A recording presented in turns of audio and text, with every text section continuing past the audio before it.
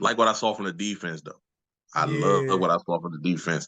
I just feel like I told you it was certain guys that I'm just high on. Keanu Benton. Yeah, got his first Marvin sack. Leal. Like some guys, It's some guys that I'm looking at. I'm like, man, our future looks real good, man. Yeah, the future definitely look good. Got to find a way to win now before they get expensive. Yes, especially Kenny Pickett. yeah, definitely Kenny Pickett, man. Like we in a good situation when it comes to that. The defense, man. It's funny how our defense, you can look at it on a blind eye and say our defense was dominant, but it's like, yo, what's name almost had 200 yards receiving? Devontae Adams. You gotta think Devontae Adams, but you gotta think about who that is. Yeah. Of course. Yeah, My thing is, it's dope that we let him eat. I know they didn't want him to eat, but we put the Raiders in a position where that's the only guy you can go to. Right. Everyone else, it's a dub. It's a dub. Right. And Jimmy G got sacked, what, about 3, 4, 5 times? You know what I'm saying? I think it was more than that. I thought it was like 5 times, something like that. I don't know the exact number, but he, before coming into this game, he didn't get sacked at all.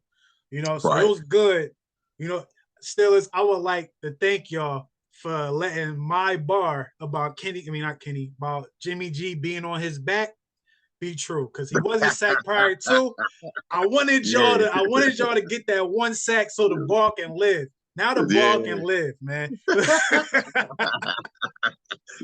You see that one sack, man? I thought they broke him in half. I think it was like right before halftime. Yo, I was like, folded. And the crazy part is, right? It was one of those folds where you're like, oh, he all right. He got bent up. It just happened so quick. I'm like, oh, he all right. He good.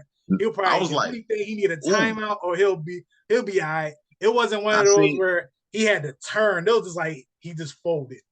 You know? But see, it wasn't a good fold because somebody was at the bottom, and I was like, ooh. It looked bad. It's like that's a lot. It did look bad. I was trying to make it sound, pretty good, man. But I don't even have to do that, because my biggest beef, and I felt like I don't care if this slows the game down, dude. That Minka penalty that resulted to them getting a touchdown. That was horrible, bro. That was a horrible call. I feel like at this point, helmet to helmet contact calls should be reviewed. Yeah, I believe so. I believe so, because that was a horrible call, man. And even the guy who they talked to in New York, he said the same thing. He said, "Nah, that wasn't forcible." I was like, "Come on, bro!" Like, and it's like, Jimmy G, he ducked his head. I feel like quarterbacks should get penalized for that. Not really penalized, but penalized as in you don't get the call when you duck your head. Right. You're putting now the defender is a defenseless defender. You know what I mean? They were going to get called. I thought McCullum was going to get called when he hit Devontae Adams. Remember, they threw the flag and picked it back up. Yeah, because it was like, come on, yo. Can't have two of those. That was a perfect, and shout out to Cole, man, because that was what they teach you in practice. Yeah. They teach you that in training camp. Yeah. And if you're a young boy, they teach you that back then in the beginning. Yeah, this is how you hit one of these guys. You feel me? And with the rules now, that it couldn't get no better than that.